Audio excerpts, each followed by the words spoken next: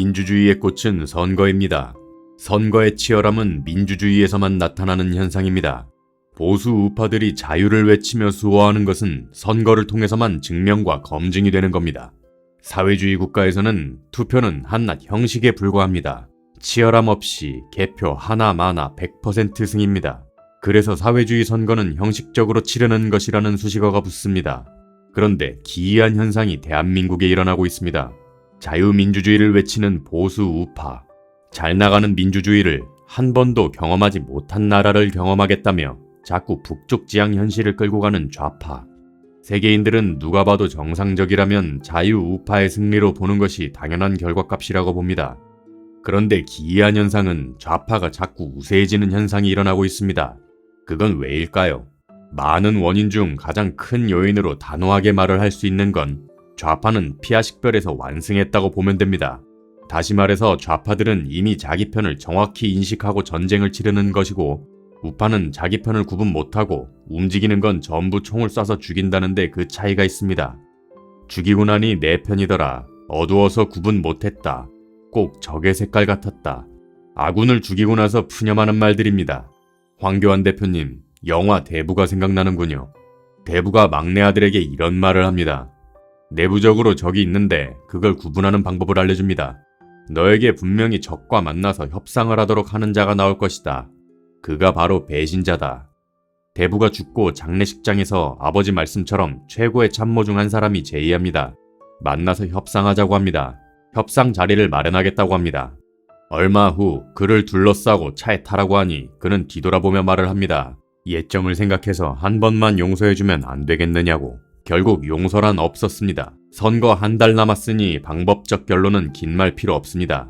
빠른 식별법을 말씀드리겠습니다. 전에나 지금이나 개헌으로 대표님에게 제의 또는 건의를 먼저 입 밖에 낸 사람은 무조건 적입니다. 밖에서 싸우고 감옥 가고 적의 수장과 맞붙으려고 했던 사람들은 전부 아군입니다. 쉽게 천명하면 끝날 걸 부디 고민하지 마십시오. 그리고 칼을 빼서 직접 그자들을 치십시오. 김형호 책임론, 더는 말하면 책임 전가론 나옵니다. 김종인 오가고를 논하면 의타심만 보입니다. 오면 좋은 것이고 안 와도 중요치 않습니다. 만천하의 공표, 박근혜 감사로 화답하고 홍준표 기점으로 모두 동지임을 천명하십시오. 진정한 대인의 대통합 성명으로 마무리하면 바로 전세를 뒤집을 수 있습니다. 오로지 좌우 진영의 선거 전쟁만을 생각하는 것이 지금 국운을 돌리는 길입니다. 적을 알아내는 자가 승리한다는 것이 절실한 현실입니다. 전원책 변호사의 의견 들어보겠습니다. 대권 주자 간의 빅매치로 주목받는 종로는 아직은 이낙연 후보의 우세가 지속되고 있습니다. 그 우세의 격차가 큽니다.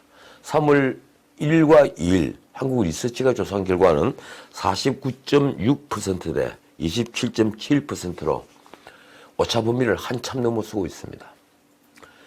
솔직히 샤이 보수층을 감안하더라도 지금 투표하면 황 대표는 낙선하는 것으로 보입니다. 그렇다면 황교안 대표에게 무슨 비책이 있을까요? 저는 이번 공천 과정에 터져나온 잡음을 황 대표가 과단성 있게 정리를 하면 황 대표가 급반전할 수 있다고 봅니다. 지역구를 다니는 선거운동보다는 중앙당에서 제대로 칼을 잡아야만 된다는 거죠. 특히 28일 탈당을 예고한 홍준표 전 대표의 컷오프는 오롯이 지금 황 대표의 짐이 되고 있습니다. 김형호의 손을 빌려 정적을 쳤다는 거죠. 물론 그럴 일은 만무하다고 저는 생각합니다.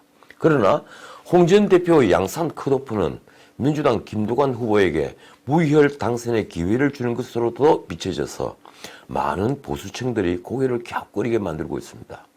이런데도 황교안 대표는 왜 이 문제를 방치하는 걸까요?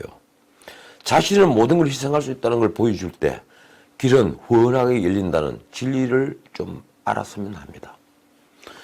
나경원 전 한국당 원내대표의 지역구인 동작을은 민주당이 저격수로 누구를 배치할까 고민이 아주 깊었던 지역입니다. 김남국 변호사까지 들먹거려졌죠. 많은 저명인사를 가정해서 여론을 살폈다고 하는군요. 결국 이수진 전 판사로 결정이 됐습니다. 두 사람은 고시 6년 서류배로 두 분 다 판사 출신이죠. 민주당이 전략적으로 여야 구도 외에도 세대 교체라고 하는 또 하나의 타깃을 만든 겁니다. 그러고 보니 민주당은 정말 선거 전략이 대단합니다. 그래서 이제 전 원내대표라는 막강한 아우라에도 불구하고 여론조사는 박빙입니다. 3월 12일부터 3일간 한국리서치가 조사한 결과는 이수진 37%, 나경원 33.4%였습니다. 역시 30, 40대에서는 이수진 그리고 60대 이상은 나경원 후보에 대한 지지가 높았습니다. 다만 당선 가능성에선 나경원 후보가 이수진 후보를 앞선 것이 그나마 위안이 된다 할까요? 나경원 후보에게는 어떤 비책이 있을까요? 저는 나 후보가 디테일에 약한 것이 문제라고 봅니다. 그가 보여준 완벽주의는 보통 사람들에겐 언제나 거리가 있는 것으로 비치죠. 그건 선망의 대상이지 가까이 있는 이웃이라는 느낌은 주지 않습니다. 그래서 나경원 의원의 장점은 선거판에선 의외로 단점으로 작용하기 쉽습니다. 그 점을 극복하지 못하면 이번 총선에서 의외로 고전할 수 있죠. 나 후보는 선거운동을 통해 그런 이미지를 벗어날 것이라고 저는 믿고 있습니다. 그렇다면 광진들은 어떨까요? 저는 짧은 조강연을 할 때죠. 기자들 앞에서 대선 주자들이 험지에 나서지 못하면 한국당을 구할 수 없다는 것을 자주 강조하곤 했습니다. 그때 오세훈은 광진으로 가야 한다고 말을 했는데 제 말을 들은 건 아니겠지만 그 얼마 뒤에 오세훈은 정말 광진을 선택해서 저를 깜짝 놀라게 했습니다. 그리고 지금까지 오 후보는 공을 들여왔죠. 그런데 추미애 의원이 법무부 장관으로 입각하면서 오세훈 후보는 타깃을 잃어버렸습니다. 아마 추미애 의원이 그대로 건재하고 민주당 후보가 됐다면 오세훈은 다윗은 아니라도 적어도 골리앗처럼 비치진 않았겠죠. 그런데 민주당은 오세훈의 상대로 청와대 대변인을 지낸 정치 신인 고민정을 내세웠습니다. 솔직히 경력 경륜은 상대가 안 되는 후보죠. 문제는 그런 경력으로 인해 오세훈 후보가 졸지에 골리앗이 되어버린 겁니다. 제 방송을 봐오신 분들은 아시겠지만 선거 구도가 다윗과 골리앗의 싸움으로 짜지면 그 선거 승패는 뻔합니다. 그래도 지금 여론조사 결과는 너무 놀랍습니다. 역시 3월 12일부터 3일간 한국리서치가 조사한 결과는 고민정 43.3%, 오세훈 32.3%입니다. 오차 범위를 넘어선 건 물론입니다. 60세 이상을 제외하면 모든 세대가 고민정 후보를 지지한다고 하는군요. 다만 고민정을 선택한 이유는 67.9%가 소속 정당 때문이다. 그리고 오세훈 지지는 61.1%가 인물 때문이다.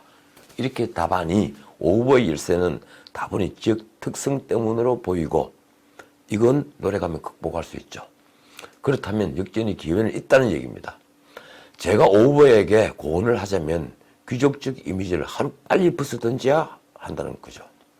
다만 서민 이미지는 흉내를 낸다고 만들어지지는 않습니다. 체화되어야 합니다. 문제는 언론사가 보도하는 나머지 지역에도 보수 후보들은 모두 고전하고 있다는 겁니다. 심재철 원내대표가 뛰고 있는 안양 동안 어른 민주당 대변인인 이재정 후보가 42.8%대 33.4%로 9.4% 차이로 앞서고 있습니다. 놀라운 결과죠. 벌써 한 달 이상 심 후보는 열세를 벗어나지 못하고 있습니다. 김현미 국토부 장관이 빠진 고양정에서는 김연아 후보가 민주당 이용우 후보에게 역시 35.7%대 29%로 오차 범위를 벗어난 열세입니다. 수도권에서는 이처럼 몇 개의 표본에서 통합당 후보들이 모두 고전하고 있는 중입니다. 이 원인은 무엇일까요? 저는 통합당 공천이 상상력이 부족하다고 몇 차례 지적한 적이 있는데 바로 그 때문입니다. 통합당은 한강 벨트니 청년 벨트니 하면서 마치 신선한 공천을 하는 것처럼 해왔죠. 그런데 막상 보여준 결과는 우세 지역에 엉뚱한 사람을 전략 공천하는 것이어서 우리 모두를 맥 빠지게 만들었습니다. 한강 벨트는 기득권 벨트로, 청년 벨트는 무명 벨트로 비친 거죠. 이런 상상력으로는 전체 수도권 선거에 야당 바람은커녕 미풍도 불지 못하게 합니다. 그래서 제가 기대하는 건 지금이라도 황교안 대표가 칼을 한번 뽑는 겁니다. 지금까지 공관위가 가장 잘한 공천이 어딜까요? 저는 대구 수성갑을 꼽고 싶습니다. 수성갑은 여당의 대권 주자인 김부겸 의원의 지역구죠. 19대까지 전 공관위원장인 이양구 의원의 지역구였습니다. 그런데 여러 잡음으로 인해서 지역 여론이 생각보다는 보수 야당에 상당히 비판적인 곳입니다. 제가 강연을 자주 다녀봐서 잘 압니다.